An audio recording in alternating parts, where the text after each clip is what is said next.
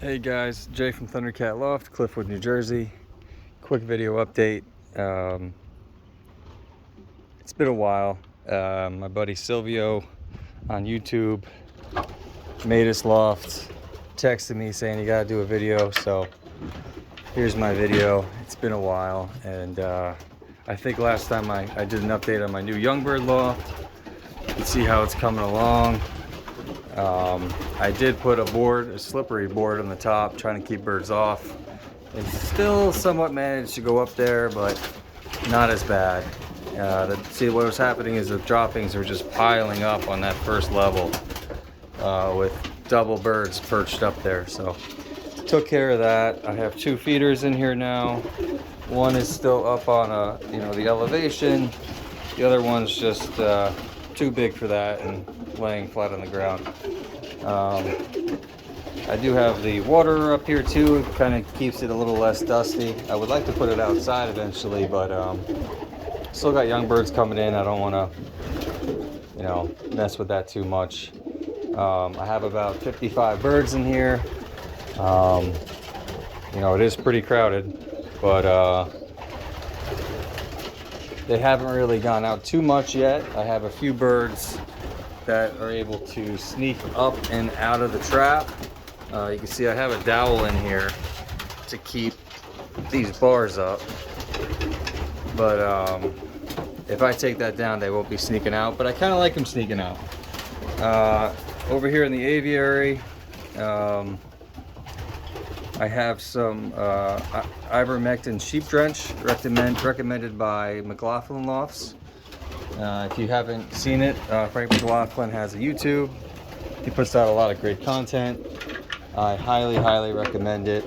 And I also highly recommend this sheep drench since he turned me on to it. I always kind of struggled with the mites, well, not the mites, but the lice.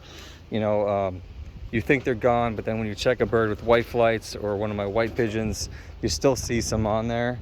And this ivermectin sheep drench just totally seems to have knocked it out of the park, and no more lice, which is awesome. I do, however, have to give them moxidectin eventually for the worms, but I'm not too concerned yet. They're still going outside pecking in the grass. They're gonna pick shit up and stuff up that's gonna give them whatever. So I'm gonna hold off on the worming until closer to racing season. In here is the breeding loft. You can see I have the pellets down, the wood pellets, also recommended by McLaughlin Lofts. I have used them before in the Youngbird loft, but never in the breeding loft, and I decided, you know what, let me just try this in here for now, and it actually is a lot nicer. I wasn't able to keep up with cleaning. I have so many breeders. I got to get rid of some of these breeders. Problem is, I'm testing some out, and I at least wanted to get babies out of some of them before I gave them away. But the feed bill is just getting so insane, with the cost of the feed here. It's really too much. They should cut back though once they stop breeding. However, my dilemma is I can't separate my birds. I don't have enough space in here. These cages are going to be going soon. I'm just waiting for the youngsters to get a little bit older. You can see they still have some yellow fuzz on their head. I don't want to move them over just yet. I'm going to wait a minute.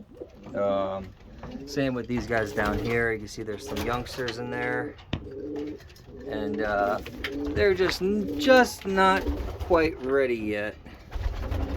But these are the Polish birds from Greg Rocket, given to me by Abdiel Pino, and he doesn't hold pigeons or have pigeons, but he buys some of the best pigeons in the world and has some guys on YouTube and wherever in other places of the world breed from them and ship them off to one-off races. These are probably going to be just raced locally here in the CJC. And I've noticed, I've only been flying for about 3 years, but I got to be honest, I think it's enough time for me to say that here in the CJC we have some of the best competition, and I think our birds get some of the best testing. You know, if you want to test your pigeons, I think the CJC is probably the best place to do it. The guys in this combine, you know, fly, you know, like it's what they do for a living. And my loft is, you know, pales in comparison to some of these other lofts nearby and you know, all over Jersey. So if you want to, you know, test your birds out, this is a good place to test your birds. One-off races, you know, the birds aren't learning to break. They're all just flying home to the same house, you know. It's a little bit less of a test, you know, to see how the bird does.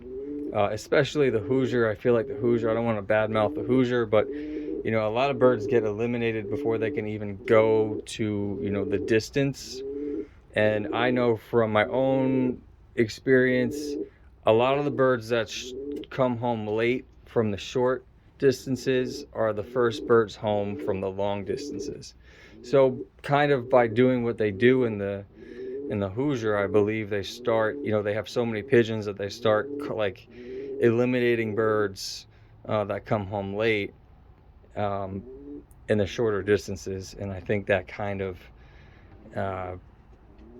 you know, changes the outcome some pigeons would have. So anyway, I don't want to go down that rabbit hole, but anyway, what I'm trying to get at is the CJC is definitely a good place to test pigeons, and I get to do it. So I'm very, very lucky. I'm very, very happy. You know, I didn't fly pigeons my whole life. I didn't get into it until I was around 26. And I didn't start flying in the combine until up in 3 years ago. So, you know, I'm 34 now. And it's a lot of fun. It's definitely a passion of mine. And I'm very, very lucky. Anyway, so there was an auction recently for a very good flyer, and for some strange reason a lot of guys didn't show up. I don't know, because of the timing, you know, the season, the day of the week, or because of the flyer. I don't know, but I did get a pigeon. He's right here. He's this beautiful checker white flight, and he was 7th in the combine from a 300 mile, you know, and that is out of 2,000 pigeons. He came in 7th. I mean, just phenomenal results, and I got him, you know, extremely cheap for results like that. Not in the hundreds, I will say that, less than the hundreds. So I did very well, and that was about it. You know, I didn't want to overcrowd. I have these Polish birds from Abdiel. And I'm gonna eventually take them out of here, and I'm gonna throw up some nest perches here, not nest boxes, but perches here, and they're gonna have to pick a nest box, you know, to use, and I'll put some dummy eggs in there for now. Or if anyone's interested, I can breed some pigeons, you know, some late hatches. Reach out to me, shoot me a message, or I'll give you my email, some of your email. And I do have a lot of eggs here coming up that I'm not going to get a chance to race, but if you wanted to stock them, or if you wanted to try them out as late birds and race them as old birds, you could. I'm going to have plenty, you know, extreme late hatches that you can't exactly, you could race, but it won't pay. You know, the amount of time and work that would go into it, it wouldn't pay. Coming from someone who won't race them as old birds. If you're going to race them as old birds, it might pay off to race them as young birds and then ship them out the next 2 years. But for me, it just doesn't pay. So anyway, that's my quick update. You got to see my breeding loft. You know, some of these babies will say, like, these babies here will make it. I'm going to try to get them in. They're banded, and they'll be weaned soon. Like I said, these birds have hatched. They're going to be going into the other loft, and a bunch of these birds are going to be going to a fellow flyer who is going to come pick them up, I think, next week or the following week. So, but I do have, you know, just before I end the video, I do have this pair right here.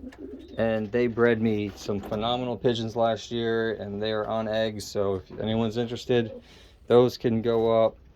What else? This hen down here bred me my 14th or 15th in the PAOF on 350 miles. You know, those babies, if anyone's interested, they will be late hatches, but they're available if you're interested. And that's it, guys. Eventually I can move some birds out of here. Let's see. I'm sorry, I apologize. There is another update. So if you look in my young bird loft, it's all blues, and I'm tired of it. So I went out and I got a nice, beautiful red. It's a cock, and I put it with this nice blue check hen. And I don't know if you can see the color here on the screen, but absolutely gorgeous. Some you know, plum on the head. The tail is a little more like white. I believe he said it's an indigo, but even like the flecking on the wings is just absolutely right up my alley. And I just want some color in my loft, to be honest. I'm tired of, you know, even if they do nothing, I just want some color. I lied, this is another bird I had from the auction. It is a recessive red.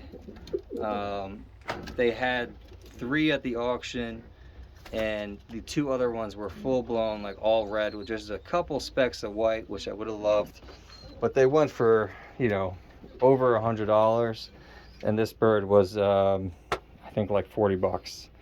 And just handles great, feels great, looks great. And we'll see what it breeds, you know. It's not the end of the world. But that's it, guys. Let's go ahead and move this white pigeon over. So, takeaways, McLaughlin Lofts. Sorry about that. McLaughlin Lofts has some great videos. Check them out. And let me show you the ivermectin sheep drench. This is it up here. Ivermectin sheep drench. I think I got it on Amazon. It is very small. I don't know if you can tell. That's one of those little pots here. That's a Giovanni Grit. You can see it's very small. I just do a little bit. I just pour a little bit in. I'm gonna do these 2 bath pans here. I got these bath pans from Dollar Tree. I think they're oil pans. But I'm gonna put them in here and give them a bath. These guys are all in there now, getting their sheep drenched, getting all cleaned. No more lice or mites. And I will go ahead and put this white pigeon in.